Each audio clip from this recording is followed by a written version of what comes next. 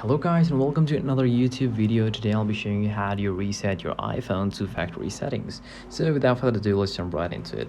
So first of all, why would you be wanting to do this? You could be selling your iPhone, you could be trading your iPhone, you could be buying a new iPhone, but whenever you're doing it, you always need to reset your iPhone. You must reset your iPhone because your data is really important. So first things first, you need to back up your data, right? You can go into your iCloud account and then you can find the iPhone that you're trying to remove. This one's the iPhone 11.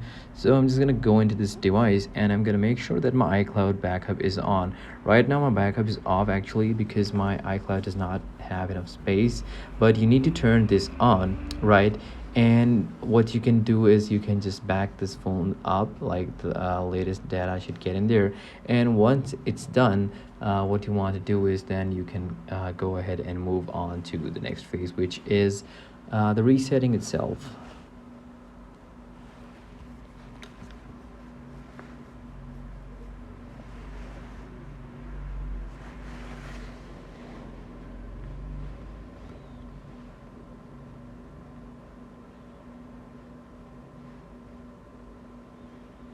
My god, my light keep